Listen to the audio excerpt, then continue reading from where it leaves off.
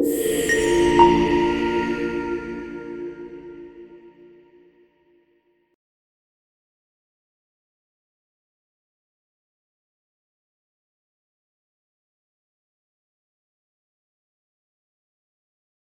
first of all, good afternoon, everyone. Thank you for joining us for the last panel of the day. I know it's been a really long one. As always, we don't like to say no to people, to the really great papers, so I try and squeeze as many in as possible. But it does mean you do feel a bit like you're running a marathon by the end of the first day. So please do relax and get comfortable and enjoy what I really do hope will be a vigorous debate today on some of the key issues we're all facing. So as many of you will have seen, we asked all the delegates, and I mentioned this morning as well, so we asked everyone online and in person to fill in a survey before the conference to help this session specifically.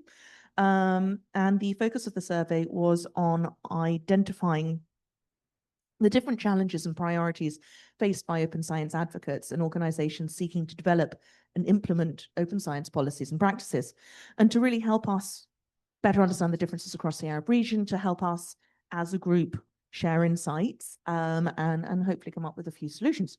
So first of all, a huge thank you for everyone who did take the time. I think we had about 160 people actually fill in the survey, which was a surprisingly high number. So thank you. We do appreciate it.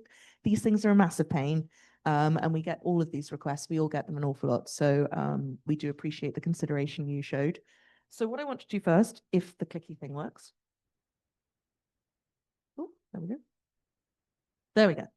Is share the results from two of the questions here. So lovely panelists, you have them already, so you don't need to look behind you. But these two charts are going to form the focus of today's session. So first, we have the priorities for the respondents. As you can see, the biggest priority by quite a long way was open access policies, which won't come as a surprise to anyone, I think.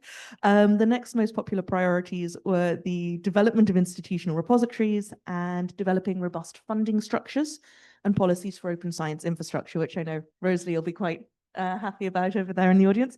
Open peer review, capacity building, and localization were the next most prominent. When we look at challenges, it's pretty evenly distributed overall, with lack of awareness as a front runner by a very slim margin, closely followed by lack of supporting infrastructure and policies, funding constraints, an over-reliance on volunteer initiatives, and the ever-present issues surrounding research assessment protocols that prioritize global North challenges and approaches, which I think a lot of papers have covered today.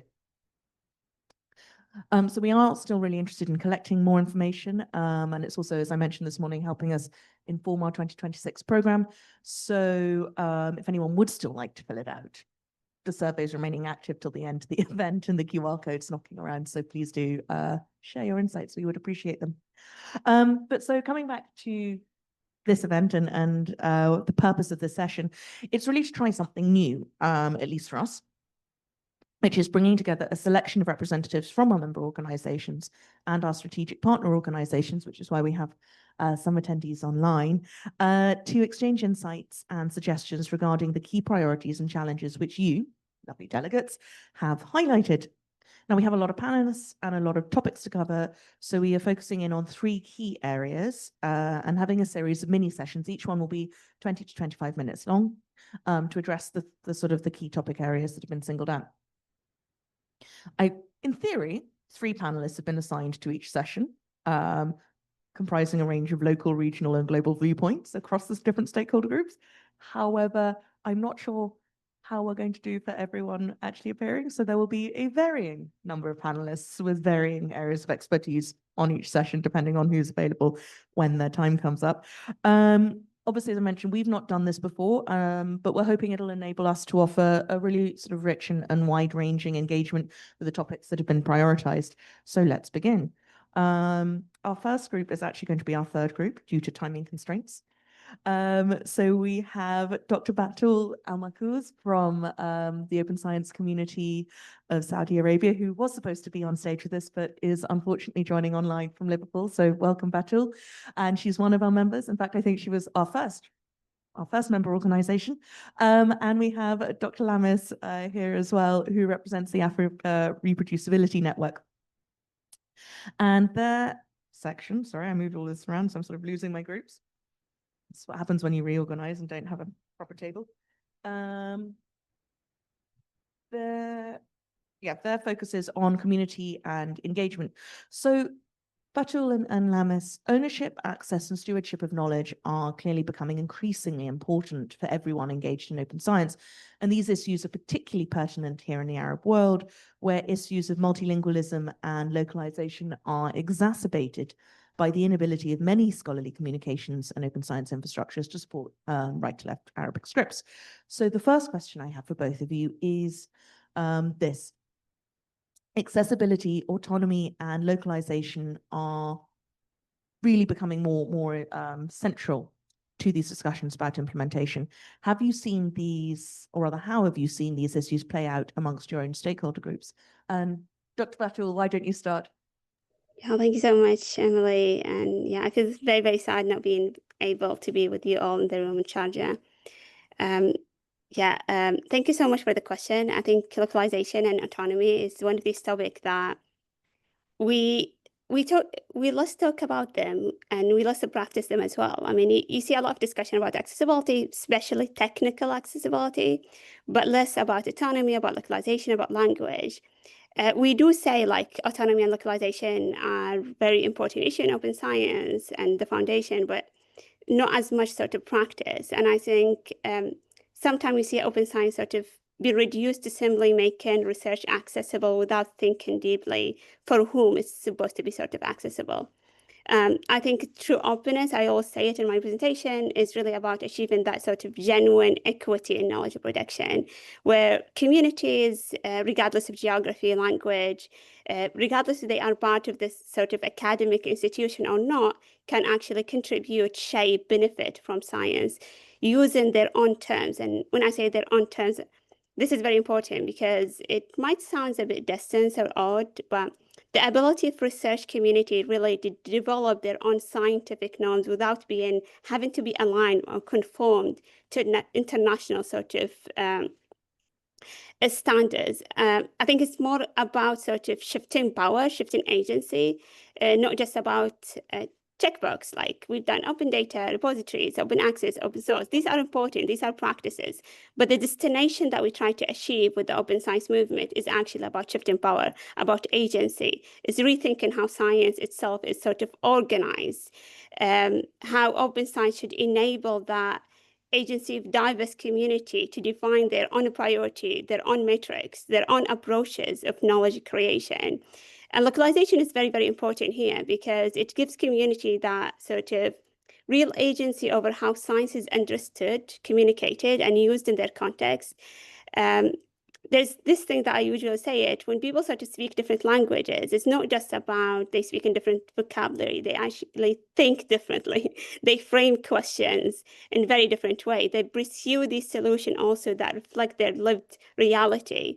But when you sort of try to phrase your questions in a different language, which we usually, and disseminate it also in different language, and that's what we do mostly in science, and we ended up like with Western journals. These Western journals and institutions usually dismiss these approaches because they don't fit that sort of narrow publication norms. So again, just to echo, yeah, open science should really encourage that diversity in how knowledge is created, shared. It should be about building that in new culture and how connect like different knowledge system. But if we treated localization autonomy as afterthought, which is usually actually the case, if they're not prioritizing funding calls and platforms and collaboration, I think we risk operating the same sort of broken structure that we're trying to fix. And we end up just in the very same place that we started with. I'm not going to take much of that because I think Lamis also has a lot sort of to say about it. Thank you, Batul. Yes, I've seen Lamis like nodding her head and going, Dr. Lamis, please. Yeah, I think I agree with Batul on so many points. And I think accessibility has been looked at for quite a while now, but I think autonomy and localization have been neglected. I think probably because those who need autonomy and localization were not that present in the open science landscape. But now, as we interact at the African Reproducibility Network, as we interact with African scholars, we see that autonomy is a big thing because in Africa, we've been traumatized, for quite a while with so many misconduct when it comes to research, helicopter research, your ideas being stolen and you not having the facilities to do it faster.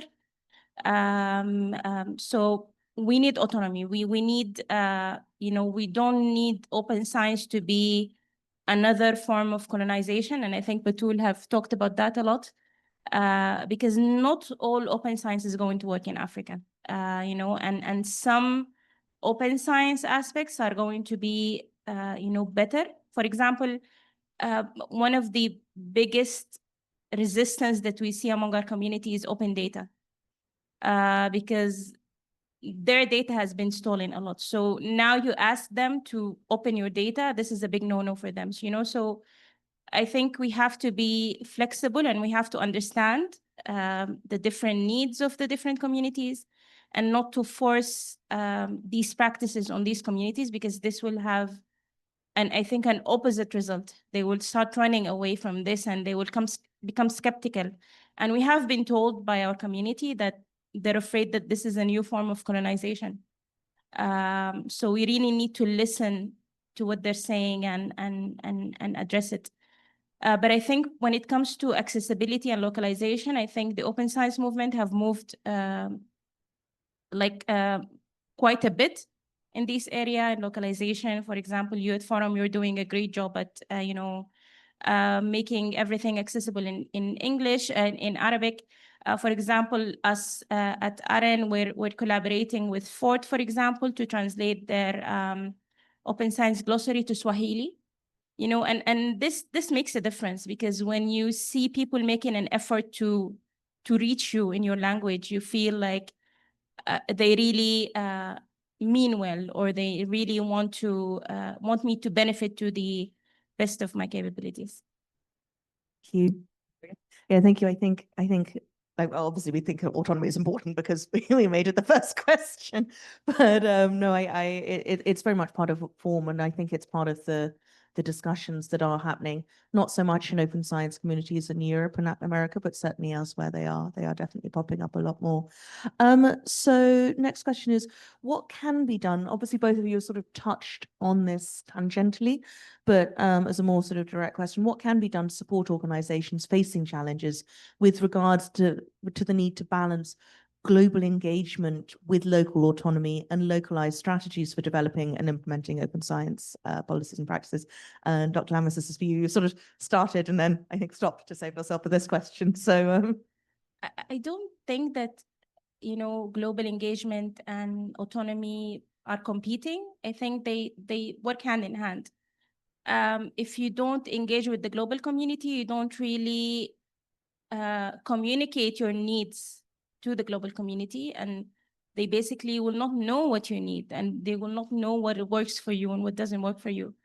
So I think they need to go together. You have to know your community, you have to know your needs, and you have to, not be scared to raise your voice. And if something doesn't work, you say it doesn't work, and you give the reasons why it doesn't work, and try to work with the global community in maybe creating new norms when it comes to open science practices. thank you. Yes, I think that's something that Form's trying to do as well, is really be a conduit to allow the region's voices to be involved in those global debates. So Batul, what's your response to this question? Yeah, I totally agree with Lamis, and I think it's us here as a grassroots sort of advocating for systemic change, for rethinking who define actually openness and inclusion in the first place. Again, in our grassroots community, we encourage members to take part in international advisory board, working groups, even when power dynamic are uneven in these places, and try to really, in these small places, to challenge the assumption, to say, like, your openness, your inclusion are not how I would define openness. It's not how I would define inclusion. And we need to see, to vocalize these sort of concern, to see more visible changes in the system. because these are all systemic problems, and we should acknowledge these are like very, very systemic. It's not by accident, it's by design. So it's a systemic problem, the current structure of how knowledge is produced, disseminated, by whom and for whom. For example, let me sort of mention about Africa. When Eugene Garfield sort of launched the very first index, which he called back then the Science Citation Index in the 1960s, 70% of the index journal came from two countries only, from the US and the UK. Not a single one came from Africa, even though there was 550 African journals were active back then, and none came also from the Arab journals, like, although we have also journals in the Arab world. And even 60 years later, that imbalance started to remain in 2023, if I'm not mistaken, in the Web Science. From over 30,000 journals, fewer than 60 are indexed in the Web Science come from Sub-Saharan Africa. So these exclusions were not by accident. They were built into the system. And the result that we see is sort of global knowledge structure that define what count as a valid science, what count as a valid knowledge. And that's through very, very narrow lens, often ignore like the richness of the work that get produced in humanity and social science and other locally sort of grounded discipline that we see outside the West. And that's why advocating for open science is not just about promoting like data sharing or publishing and open access journals. It's really about sort of advocating for these systemic changes. Yeah, I'm going to stop here. Thank you. So moving on, because this is, we obviously had to squeeze two topics into this section. It's community building, because obviously community building is part of that localization, that engagement, that communication that Dr. Lamis mentioned. And community building lies at the heart of open science implementation. It effectively started as a grassroots movement. In fact, we're supposed to have Melissa Hageman here, who's the founder of the Budapest Open Access Initiative, but she keeps dropping off the line. So hopefully she'll return in time for her panel. And despite endorsement and advocacy from UNESCO and other major global organizations, the practical implementation efforts are largely led by local advocates and local communities and local volunteers. So what does successful community building look like? And how can organizations like Form and all of the organizations represented here and online help both our members and our wider network? Dr. Lamis, again, for you. I think from Aaron's experience, the most important factor was the continuity. You cannot expect to have a community that is applying what you're preaching if you don't provide continuous support, if you're not continuously communicating with them, if you don't have open channels of communication with them. And I think what you guys are doing at Forum is amazing, because it gives a space for everyone in the MENA region to come and voice, their work, and find the community, because I'm sure all of us in these Forum conferences, we meet each other. Sometimes we've never heard of an initiative, but we hear about it, at Forum. So I think you're doing a really amazing job at connecting the Arab community. And I think one other thing is making sure that, the concerns of the community are voiced, especially if you are a leader of a community. If they keep telling you about something and you keep ignoring it because you know that it's not the norm in the global movement, then you're going to lose that community. So you have to build trust and credibility and transparency with your community. And I think this is, I'm not bragging, but I think it's at Aran we were able to achieve that. And people in our community are so open. They tell us frankly what they're thinking. And even if we bring trainers from abroad, they feel safe to voice their concerns, to voice their thoughts of what works and what doesn't work. Yeah, thank you. Thank you. And Dr. Patel? Yeah, I agree totally with Lamis about sustainability, about creating these open spaces where everyone is sort of welcomed, regardless if they come actually even from academic institution or from outside academia. Actually, when we think about grassroots and we think about academic and institutionalized science, and when we step back to look how actually knowledge systems sort of came to be, knowledge production was not always institutionalized. Like for centuries, science has been done outside institution. It wasn't a profession. It was mostly, if you think about a sort of open exchange between intellectual thinkers, observers. But sort of in the 19th century, sort of became a profession. It gained that sort of status, income, formal institution. With that sort of came the system of validation, exclusion, and the word scientist itself, I think, sort of replaced the more sort of fluid identity of the natural philosopher. And this is where I would think, or at least in my sort of reading of history, sort of beginning of more rigid structure of hierarchy inside institution. So when it comes also to the open science movement, when you reflect on it, it started mostly, as you said, Emily, as a grassroots sort of effort. People sort of advocating, they see the system is broken. But then it took very different approach when it started to become more sort of top down. And this is mostly sort of been shaped by economic factors in institutions, saying like the investment, the infrastructure concerns. And I think what missing sometimes is that human side, that deeper reflection, and why this movement sort of started in the first place. As let me say, it is really about trust. It's really about care, about autonomy, about agency. And I think that's sort of the real value for grassroots communities. Thank you. And so we've had from Batul, we've got the sort of the national level, because she was the Open Science Community of Saudi Arabia. From Lamis, we have the regional view for the whole of Africa. And Melissa has just rejoined us. And although this isn't technically her group, she asked very kindly if she could also jump in on this specific question, because she's really, really keen on community engagement and community building. So as I mentioned, Melissa is the founder of the Budapest Open Access Initiative, one of our newest strategic partners. So Melissa, welcome. And if you have anything to add on this particular topic before we move on to the next mini session. Great. Thank you so much, Emily.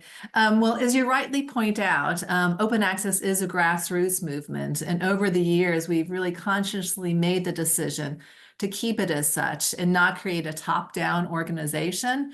And this is because we've always felt like no one organization could dictate how open access should be implemented locally around the world. So while we believe our strength really comes from the global community, it can be challenging when one is new to an issue to really find out how to engage with it. So I think that's one of the challenges in terms of having it be a grassroots organization.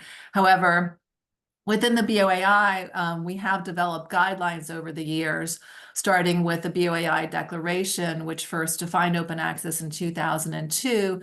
And over the years, we've issued updated guidelines on our anniversary, so on the 10th anniversary, and then on the 20th anniversary a few years ago. Our new recommendation, which we issued, really centers on the development of equitable open access. And then if we look at community building more broadly and successful examples, I think the work being done by the Wikimedia community is a great example of this. They have very clear goals, but then are organized at the national level or by languages, and specific affiliates develop around these national groups or the language specific groups. And then within the OA movement, we really tried to do the same in terms of working at the local level. And Forum is such a great example of supporting the community in a specific region, and also the networking work that you do within the global community as well. So thank you. Thank you, Melissa. Does anyone else have anything to add on community building and localization before we move on? Resounding silence. Excellent. We'll keep to time. So next we are going to move to the meaty topic of funding and policies. And for that, we have Dr. Ayed Al-Zubi, who is from Just University in Jordan, Rui da Silva from the Al-Qasimi Foundation here in the UAE, in Ras Al Khaimah, and Melissa, who we've already introduced. So the first question is, how successful and comprehensive have open science funding structures and policy implementation been for your region / sector / stakeholder group? And Rui, over to you first. Well, thank you, Dr. Emily. maybe when we talk about open science, we need to talk about open science and the wide this spectrum of all open science components. Maybe all countries in the region have adopted the UNESCO recommendation of open science and officially announced that. But when it's come to policy, I guess a few countries in the region adopted national policies. Policies are scattered, fragmented. Some have institutional policies, the others have national policies.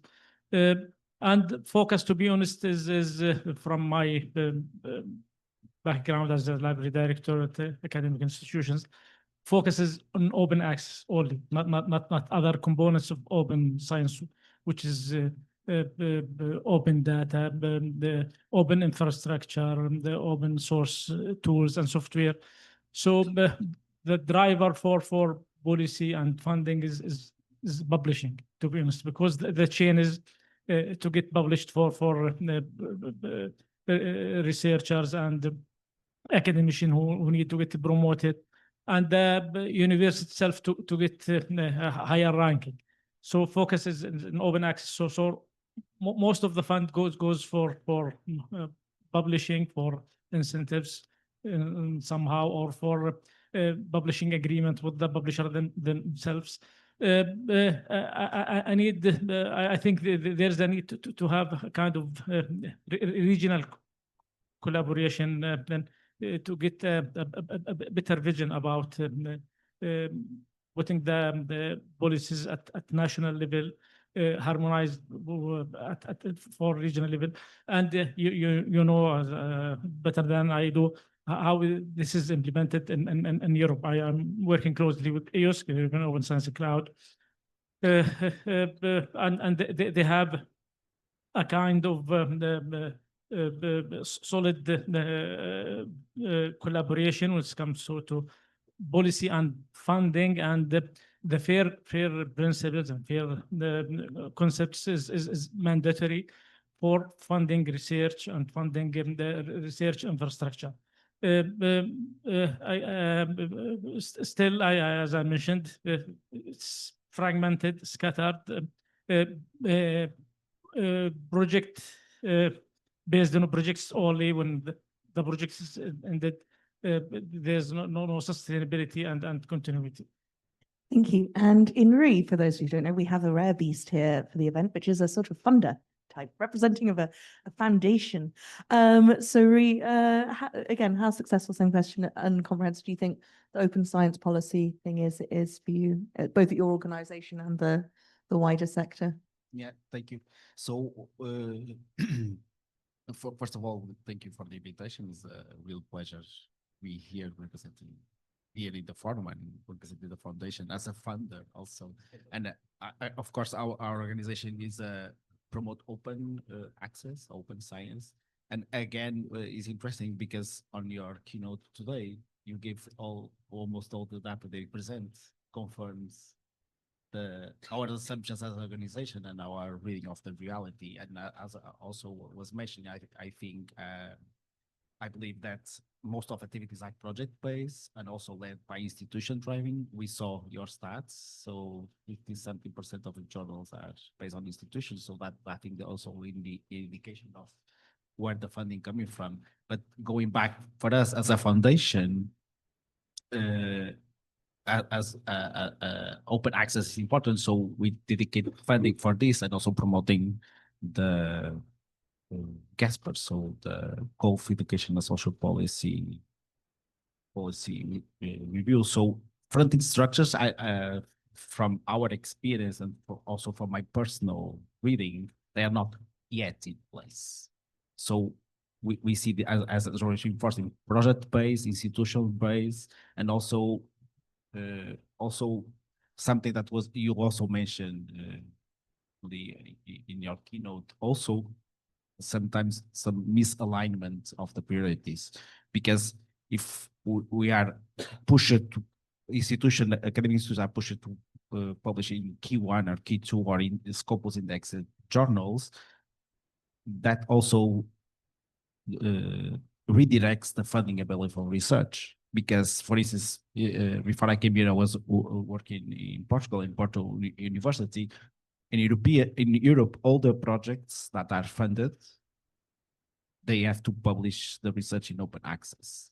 If me as a researcher publish in golden open access, that takes money from also I'll publish open access, but I have to pay the ABC charges. So that's also channels funding for that. So I think we've been bringing back to the region and funding is project-based, institution-based, and also I think the future where we have to think is on this open access, how it's framed, because they also can take funding. If the priority is open access to golden open access, not diamond access, that also takes out funding that is a bit. Yeah. Thank you. And Melissa, obviously you're based outside the region, so you have a slightly different viewpoint again. You've been doing this for quite a while, fighting the good fight on the open access front in particular. How, comprehensive now versus when you were starting, has that sort of funding and policy sort of landscape become? Right, thank you. In the very beginning, people thought that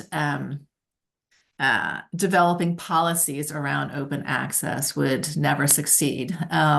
And the strategy which Spark and many others came up with of advocating for public access to publicly funded research, I think was really the key to developing these policies in the first place.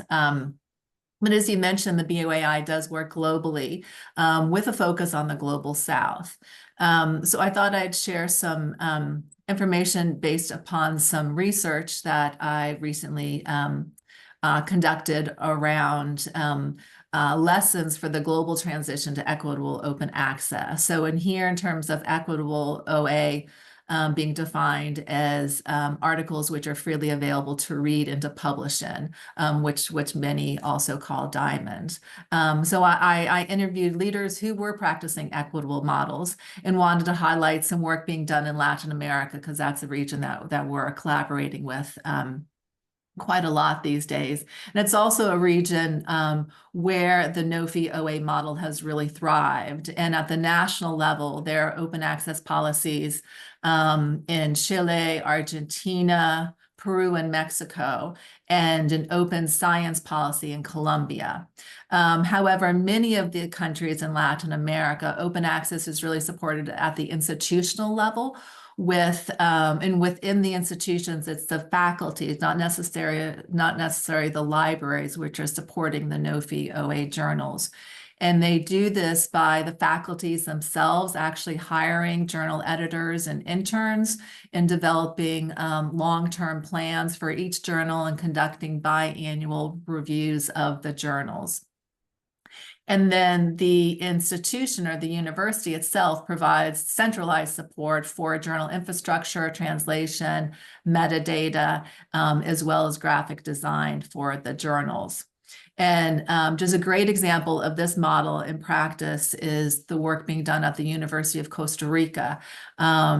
We've begun to partner with them on a series of webinars that we're doing, focusing on protecting the no-fee OA model in Latin America, because currently, as was mentioned earlier, some of the models developed by the Global North, including the APC model and read and publish agreement models, are putting these no-fee open access models at risk. So that's some of the work we've been doing recently. Thank you. Thank you. And so I find it really interesting. I was just listening to Melissa's answer and just sort of reflecting on what you've all said. And the thing I find most interesting is, even though we always talk about open science and we try and talk about open science and open research, without fail, when we start talking about challenges, it all comes back to open access again and again. Any discussions we have, it all devolves there. So I'm going to manipulate the following question slightly, just to try and get a wide viewpoint. And see, the standard question we were going to ask, which you all have already, is why do you think funding and policy making have proven so difficult to achieve locally, regionally, and globally? but I want to see if you guys can answer it without mentioning open access at all, and see if there's any other angles. If it's only open access, we can come back to that, but it'd be interesting to see if there is something else within your stakeholder groups that does complicate the process beyond the points you've already made around, like, right, as you said, all of you said, around effectively the sort of swallowing up of funds by gold. So yes, Dr. Ayed, so to you again. So why do you think funding and policy making are proving really difficult at the sort of university library level? Yes, thank you.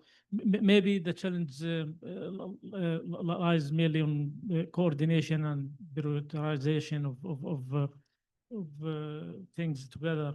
There is lack of unified regional framework for policies and funding. This is a big challenge, actually, must come to policy and funding together.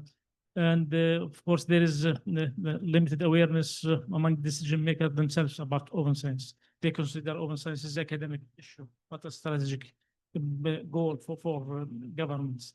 So this is another challenge, add difficulties to the scene. Besides that, there is funding constraints and competing priorities in different countries. There is priority for health care and other issues. So part of that scientific research is comes sometimes in the end of priorities for poor countries in specific, actually.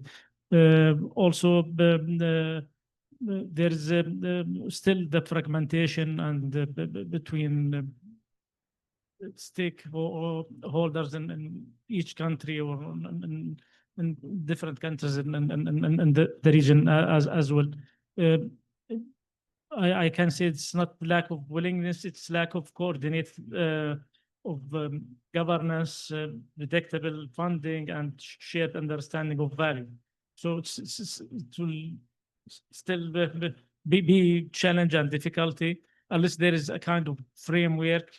Hopefully the efforts that can forum and knowledge do every year ring the bell, and there will be Don't make it all on us. It's not something we're going to do single-handed. Together with the stakeholders, the UNESCO in the region, the ALECSO themselves, PARS as well, ASEAN, as you know, they are doing well, but again, they are project-based initiatives, and they are trying their best as well. Thank you. Thank you. Yes, well, we're all trying. Hopefully everyone will chip in later and not just, we don't want it all to just be us on the stage. Melissa, over to you. So beyond open access, I think within the larger, well, sorry, to step back. I think open access is easier to focus on because we have clear, specific goals. It's the article. And I think when you begin to talk about data and other issues within the larger open science framework, it becomes more difficult because there's so many different elements that we need to focus on, and that somebody can that stakeholders can focus on. So that's why I think within the larger open science framework, we have actually seen more progress with open access, and thus can still talk about more challenges that we face, but it was clearly defined, and as you said, open access was defined before the larger open science framework was developed as well. So, and I think there are parallels with the open education movement too. Within that movement, much progress has been made, let's say, on open textbooks, but with the larger OER movement, it's been more difficult to actually see progress being made. So I think open science, open research, there are so many different challenges that we face, but maybe we talk more about open access because it's something that we have been working on for many years and have been seeing some of the challenges which have developed over that time.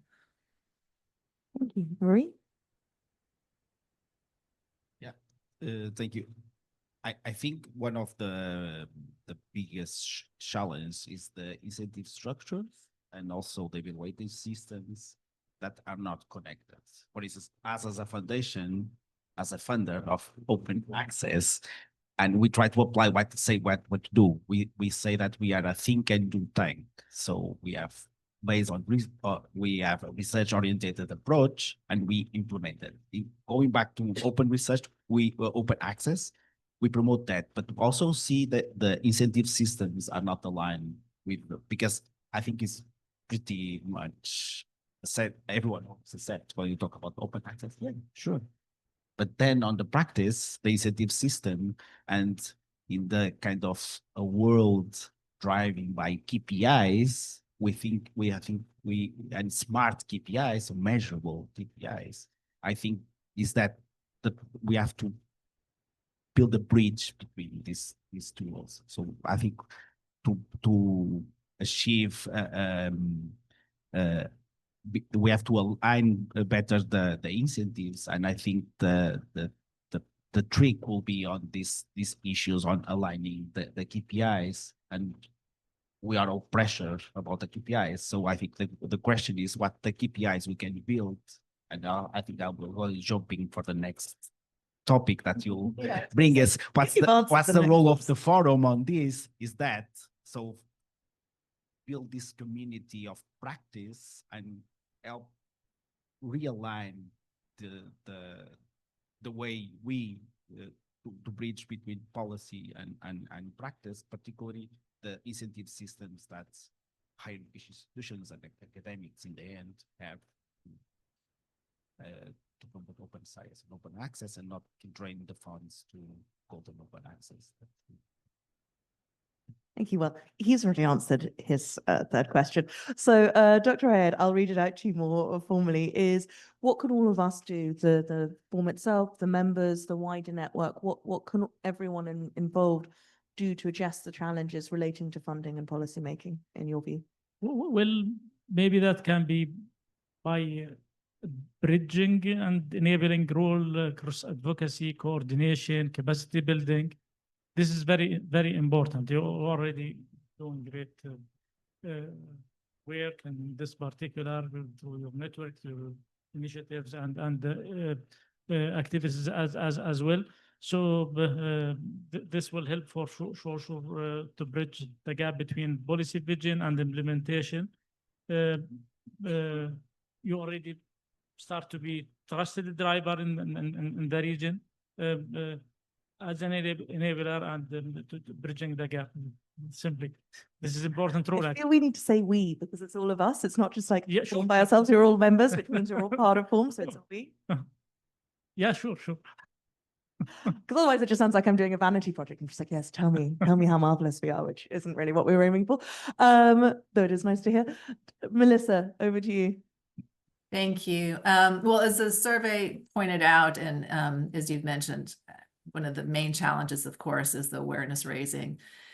And that's a challenge that the whole movement has faced for so many years. And you know, we really see the awareness raising, community building are the key elements that have led to successful policy development in many regions.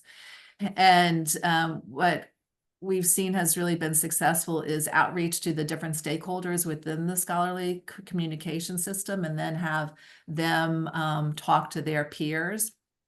So if you're focusing at the institutional level and looking for funding at that level, you know, focus on the leadership. So if they're rectors, presidents, vice chancellors within a country who are champions, to network them and have them talking with their peers.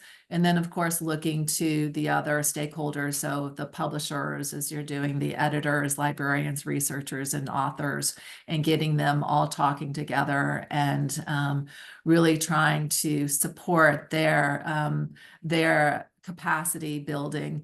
And that's what many countries have seen have led to successful policy development. Thank you. And before we move on to the next group, Dr. Lamis, Dr. Rabab, Dr. Luciana, who is coming from North America, so it's not the best of times, I think. Do any of you have anything to add on funding and policy making before we move on?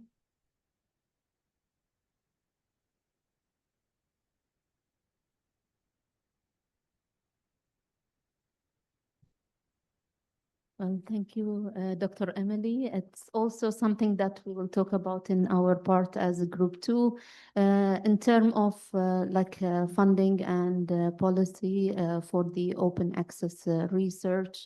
Let's say I mean, like in my locally in my country, I'm talking about higher education and institutions, and regionally.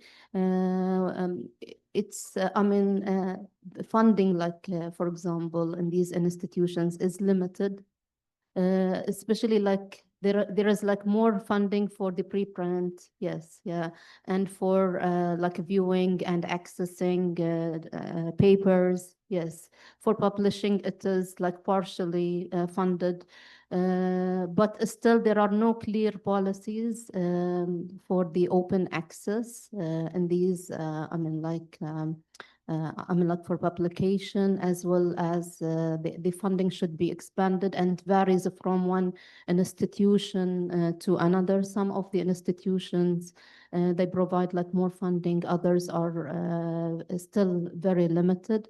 So we'll talk about it in details in our part as well. Thank you. Do you have something to add?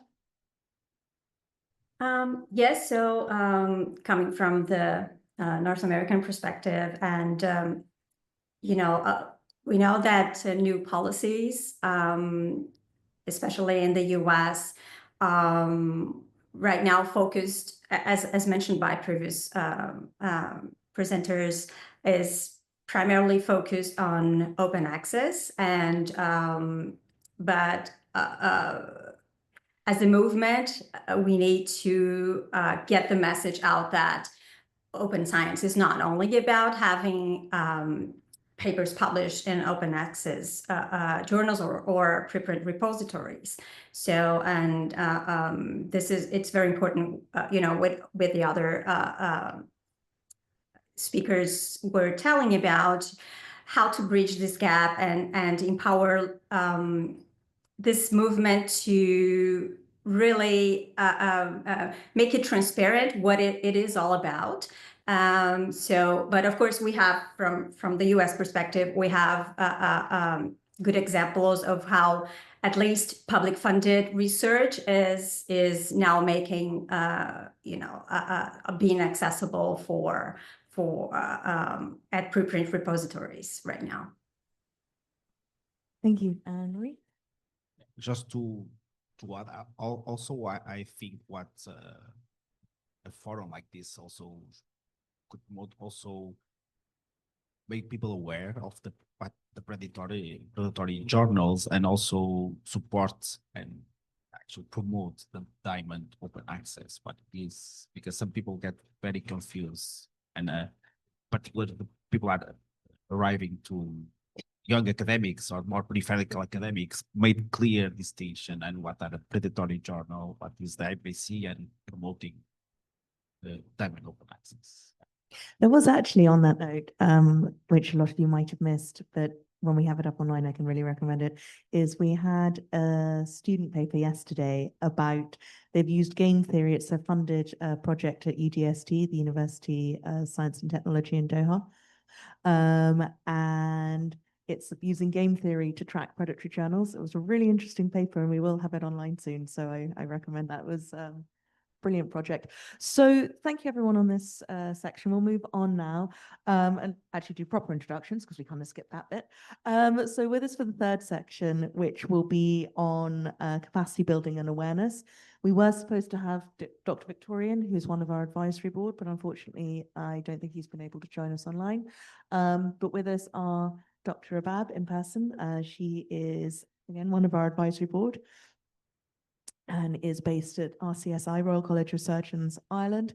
And we have Luciana Mercado, who is joining us from America. She is the founder of the Science Integrity Alliance, which is a new organization working to kind of really drive community collaboration in this field. So for this section, we have two questions, which are quite large and broad. So feel free to answer them fairly thoroughly. The first one is the concept of capacities and capabilities is a huge topic. I think we could all agree. We could talk about it for days.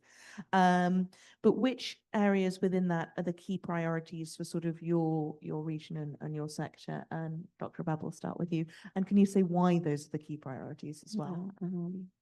Well, thank you, Dr. Emily. In terms of capabilities and capacity, like in our higher education and institutions, especially like medical education, as we saw yesterday and also in some papers today, and what we also touch in reality in our region and in our medical context or medical and education, that it has the very low rate in compare like to other specialties, areas of specialties in terms of publishing open research. And this is like due to the, I will say here, the ethical issues related to patients, especially in a clinical research. So these data is not, they're rarely shared, and there are like lots of restrictions. And this is aligned with the national policies of medical systems and these hospitals. That's why, the publication is really less. As well as not only this, but also the skills of these clinicians, those people in clinics or who are conducting clinical research, and also the students, medical students, they lack the skills of publications and conducting research, especially like for, let's say here, the research is like as two parts. The open access research is like something that I will compare it to the, it's something like a new approach. I will compare it to the like PhD and doctorate when it came back to ADD. People, they were like arguing about it, whether like to have accreditation for the ADD and to make it equal to the PhD. And it was like very difficult. People went through like a very tough route. Similar thing until now people, they know that EDD is equal to PhD, but it is only a new approach, a modern approach of doing like a doctorate. Similar thing will be for the for the open access research and publication. As a first thing, of course, it's a challenge going for a change, but gradually with all the initiatives and the great job that you're doing here and raising also the awareness, we, of course, all of you, and also our dearest audience, all of you here have a role. So if we say that we are working from bottom up scaffolding as individual initiatives, you can see here like all paper represent like really like a great job and lots of efforts you can see through these initiatives and projects and research done through these like individuals and the small groups.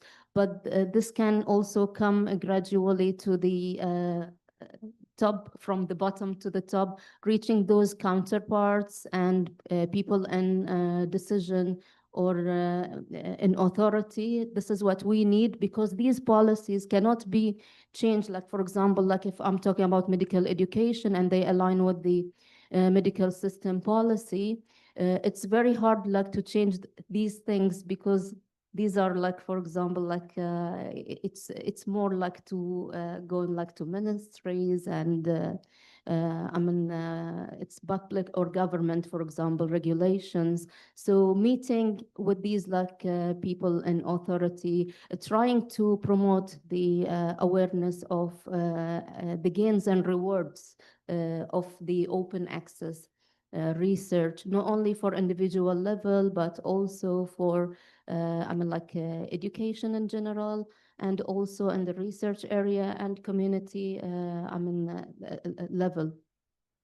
There was like initiatives when it came like to the promoting actually the open access research. Like from my institution, they started to promote that since like 2023, when they just like circulate like short videos about those faculty who were like publishing, have the experience of publishing as like an open access research. And they were just like talking about their experience and best practices in a very, very short video. But unfortunately, that video was only circulated to staff members, like academic and non-academic. But I hope like it could be also promoted like in more levels. It was only internal to students as well, and to like to the wider community, like outside the university.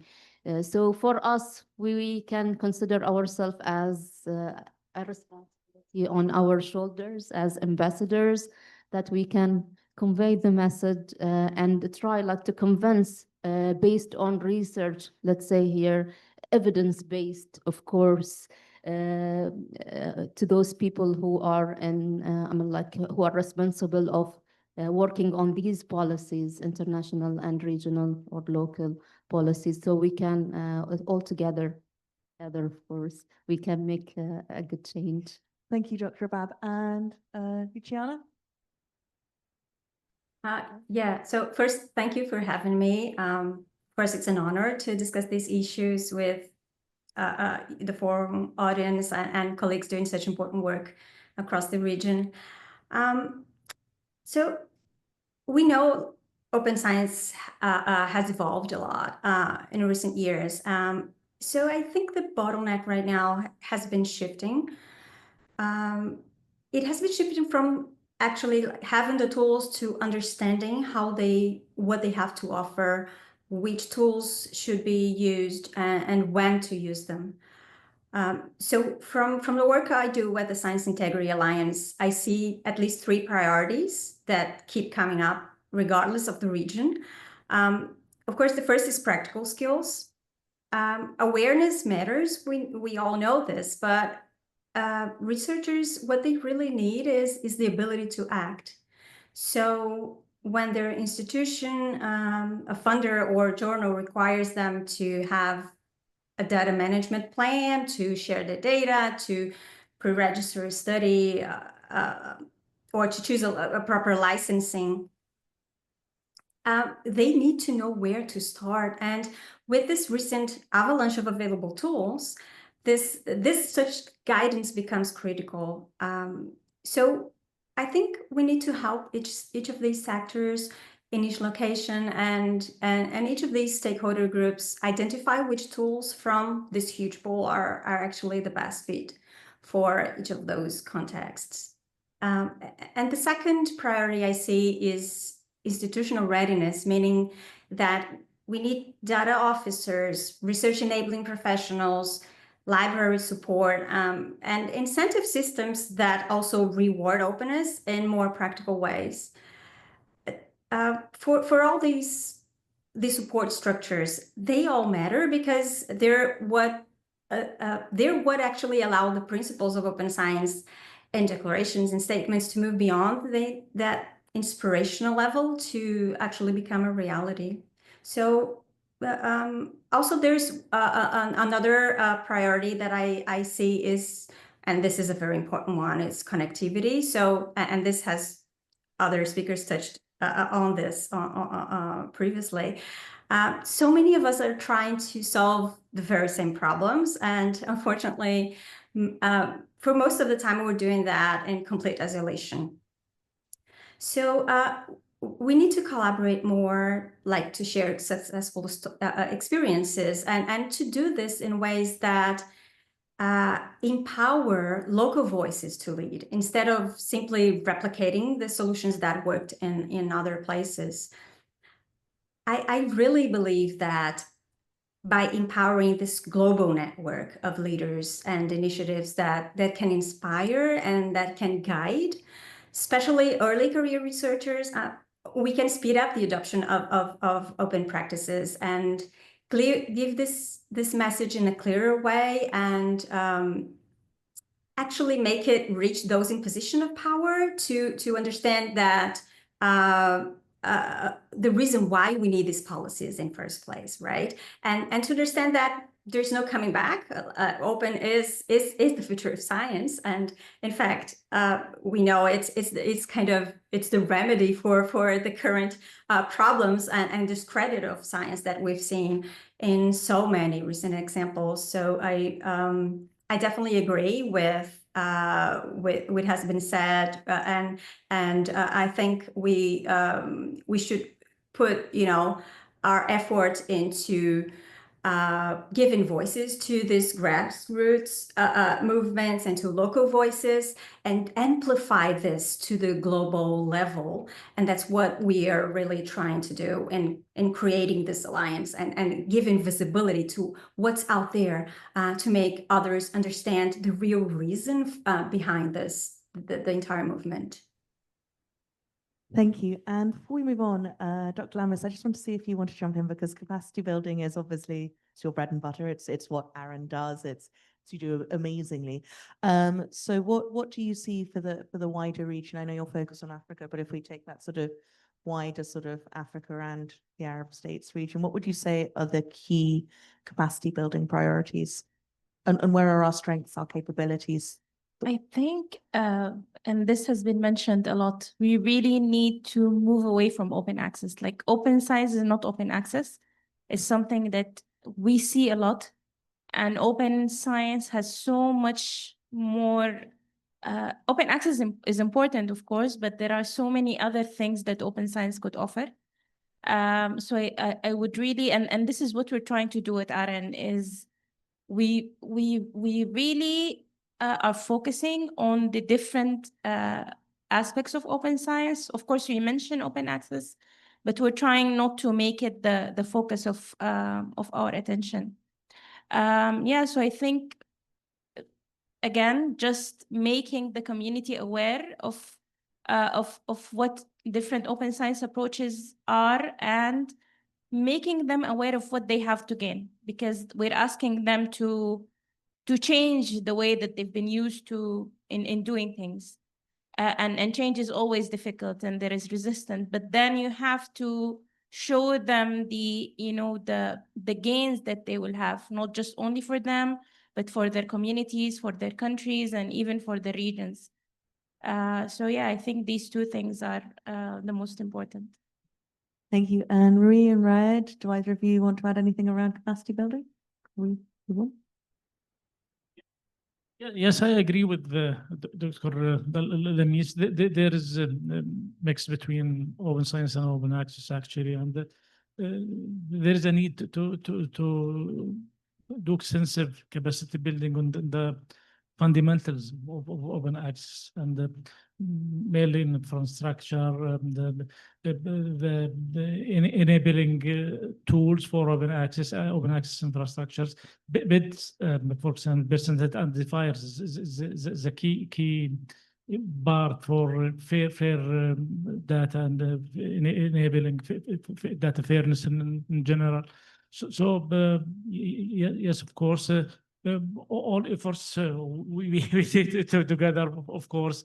For example, ASRN will be having the workshop on open access fundamentals in collaboration with the British Alexandria. There is an MOU between the two parties, and they will be in November, early November. There's really an excellent workshop on open access fundamentals, and then the different the stakeholders will be there, and then from Egypt and other countries as well. Thank you. Yes, so on that note, that workshop does look fantastic. I see it advertised on LinkedIn a lot. So you can register. The links are there if you go hunting for ASRN and Bibliothèque Alexandria for that one. Rui, did you want to add something? No, just to agree and again reinforce that also I see that the role of the forum is this promotion, going beyond open access to science, and also promote capacity development or capacity capacity development on this area locally. On the medium long term, we'll have open science ecosystem in place. Maybe, if we're lucky. Melissa, anything to add around capacity building before we move on? No, thanks. I think I've touched on it, but I would just like to say, to follow up briefly on the role of early career researchers is just so key. And all the work that's done with faculty to really include the students and early career researchers is incredibly important as well. Thank you. Thank you. So in that case, we go back to Luciana and Dr. Vab for the next part of that question, which is around awareness. Now, Dr. Vab, you'd already started touching on awareness and when you were talking about promotion, but awareness of open science benefits has definitely started to improve across the region. I've seen it myself in the last 6 years I've been here. The first couple of years when we ran a quiz annually on Open Access Week, people knew a little bit about open access, and that was kind of the extent of it. And a lot of what was known about open access was wrong. So I think awareness is definitely improving, and we see it here every year when more people are coming, more people are speaking. I think we've got over 1,000 delegates all told, online and in person, for this year from across the region. So it's definitely, we're gathering traction, we're getting speakers from all places and everything else. So clearly people know more because they're talking about it more, which is nice. But that being said, it's all very positive, but there is still a but. As a whole, this region does lag behind other parts of the world, particularly Europe, parts of Latin America, some parts of Asia, where there are huge, very organized, very efficient funding, policymaking, and capacity building units. And so why do you think that this region is lagging behind, and what can be done to address this issue? Now, I'll start with Dr. Luciana, but I appreciate not being of this region. This might be a slightly difficult question for you to answer the first part. So it might be that you want to focus more on addressing the issue. But yeah, why do you think that perhaps this region is not as advanced around open science as some of the other parts of the world, including America, where you are? Yeah, I think that's a global problem, really. And of course, we know awareness is definitely growing. But I think that the problem is that the research community still doesn't own it. Like the researchers, having researchers engage with these practices because they see the value for themselves and for the community.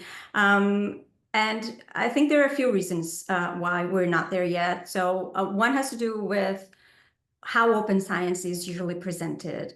We know that many times it comes across as something funders or publishers require merely for compliance, and someone has already mentioned like this tick the box thing, right? And in fact, for some researchers, this might be the only way they engage with open science, unfortunately. And another reason, I think it's again, this was again mentioned before, is representation. So most of the guidance out there is in English and comes from countries that have already gone a long way in building this open culture. And if other researchers, these researchers in these other places don't see themselves reflected in those positive examples, it's very hard for them to think, oh, this is actually for me too. And the last reason I see is the current incentives for being open. They are basically structured around punishment, many of them. So if you don't share your data, you don't get future funding. If you don't pre-register, you can't publish a clinical trial. So this structure needs to be rewired into a system that is focused on rewarding individuals. So openness isn't perceived as this extra compliance thing that they really need to be to think about it as an indivisible part of all responsible and ethical research. And all of this is basically at the core of what we're trying to do with the Science Integrity Alliance. So we know storytelling can be incredibly powerful. and giving voice to those doing this work locally and navigating these challenges in their own contexts can inspire others. So again, I believe we need to do this together, and we're proud to have Forum as one of our partners in this global alliance, and we're looking forward to welcoming more initiatives from the region and the global south to help get this message out in a more cohesive and structured and effective way. So again, I believe we have the tools. We just need, to make our voices clearer and to do this together, really giving out this message that, as it was touched on before, open science is not only about open access. How can we do it? How can we guide, this next generation of researchers on why are they using these tools, how they should use it, and what are the benefits for them and also for the entire scientific community. Thank you. I'm particularly interested in the concept of the sort of the punitive approach, which actually, now that you said it, I'm like, yes, of course. How did I not notice it before? But yeah, having a 4-year-old child, I'm like, yeah, it's the carrot and the stick. Which way should we go for getting this done? So thank you. That's a very interesting thing that is going to definitely linger in the back of my mind for the next few weeks. And also for the storytelling, I think the storytelling approach and it's so important. And Dr. Abab, you touched on that with the case studies and having those sort of little nuggets of examples for your institution. So you're obviously in this region. You've been on our advisory board for a number of years now and seen a number of the different communities that we're engaging with and things. And so from your perspective, why do you think that perhaps we're not as advanced as some of the other regions when it comes to really embracing all of the myriad diversity of open science?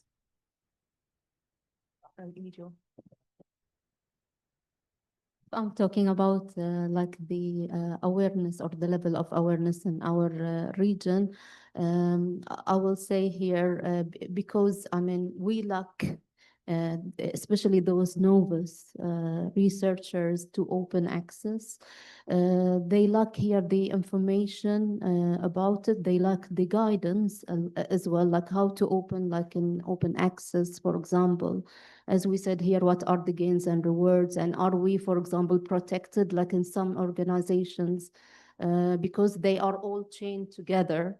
So for example, like in locally or in our region, we are adhering to Higher Education Council regulations. So we can't like act, for example, there are certain restrictions, even like for coming for events and presenting research. We take time here until they approve us.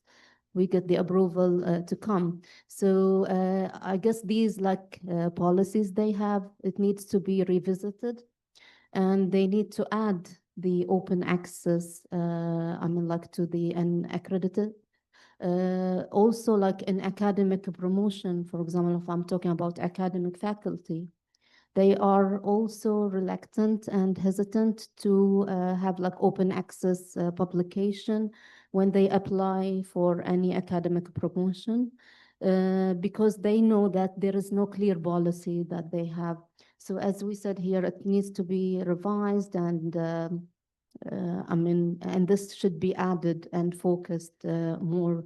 Another thing like about raising awareness, if I'm talking about also the younger generation or these students like undergraduate, for example, students, in this age, they have the, I mean, like basic research skills, but also it's a good thing like to start with this generation and to add to their curriculum the open access knowledge or the awareness. Especially they have certain like in some specialties they have some subjects that is like library and research. So why not, for example, adding a component that talks about everything related to open access from A to Z, from planning to dissemination, for example, and recognition, as well as those new generation or even like those in experience in research, but they are new to open access. So how to encourage them by having, as you said here, incentives, for example, both to like students, faculties, and researchers from different specialties and different organizations, not only the higher education, recognition as well. This can be like one way, like adding this component to the curriculum. Also, we can have, let's say here, as a matter of awareness, as a solution to reach like wider community. I will say, if maybe knowledge, yeah, if you can initiate something like having a short for example, course, like the course that can have like both the theory and practice, presenting briefly through like an interactive way. For example, researchers can access it and do it for like some minutes, even like if it is even 1 hour, they go through all the steps from A to Z, and they can also practice or have some also tests, for example, short tests until they go to the last thing. And then they have, for example, they will be certified for being aware of open access. And this can be applied like to, all people, not only, faculty and the students. It could be in any researchers, for example, in any field. This is one thing. For us, for example, we can also, have like a good team, and we have all these like brains are in here. So if we can initiate a universal design for open access, that can also care about fairness and equality. And we can have, like, for example, those people who are presenting here, coming here as facilitators. They can be facilitators in all the regions they are representing, for example, representatives. Those facilitators can, train. We need the professional training. We don't have facilitators. Those people who would like to publish, they can't publish because they lack the confidence sometime, and most of the time, I will say, not sometime, because they don't have the skills. They need the guidance, and we don't have the guidance. So they're why not having like facilitators? I'm literally looking at Dr. Lamis because this is what she does. This And, is what the African Reproducibility really? Network does. Great. So we are reading each other minds, and if we can have like a badge, for example, a facilitator badge for open access, where they can train. I mean, there are like stations all over the world, can train people and have these like e-courses. Awareness will be raised, of course, and then gradually we can reach to those people in authority. As we said, evidence-based, and they will see something tangible where they can see the rewards and gains of open access going towards this wave. This is what I would like to say about Thank you very much. that. So we've got about 10 minutes now. So I'm going to throw it open, and it's open for all of our panelists if they have any responses and discussions amongst each other, but also if anyone has any burning questions for our panelists. I appreciate it's been a long day and your brains are probably feeling a little sluggish. I know I'm starting to flag, so I imagine all of you are as well. But does anyone, first of all, for our panelists, does anyone have anything to add? I think I just want to add about the question about why we're far behind. I think it's 2 reasons. The first reason is we're working in silos. The community, the universities, the governments, everyone is working on silos. And even the open science initiatives, they are working in silos, and we can see that they are repeating each other's work instead of building on each other's work. Because unfortunately, many people are just chasing to be the first, or to say that we did that. And I think the second reason is that most of the advocacy that is currently happening in the MENA region is through volunteers. There is no funding that supports these people. So they have to, work on their open science advocacy. They also have to work on their regular jobs. And eventually, you cannot reach the full capacity. So you have a lot of passionate people who really want to get the message out there, but them not being funded, I think, really takes out a lot from the potential that they can do in really making open science a norm in the region. Given Form is basically a volunteer initiative, I couldn't agree more. So does anyone have any questions? We have Ale here with a microphone if anyone is pressing need to ask anything. No? Well, in that case, we're about to finish anyway. So thank you all so much. And thank you online. Unfortunately, Fatul had to leave us because she had another meeting. But thank you all so much for joining us today for this slightly experimental approach to discussing stuff. A couple of housekeeping things. We hope you'll all come to dinner tonight. Sorry. The buses will leave shortly. So if you just sort of congregate here, we'll scoop everyone up. If you are not joining us tomorrow, obviously we very much hope you will and will come and join us, but if you aren't, there should be a box on the registration desk. Please do drop the badges off there because we like to recycle them for next year. And yes, thank you everyone very much. You've been amazing.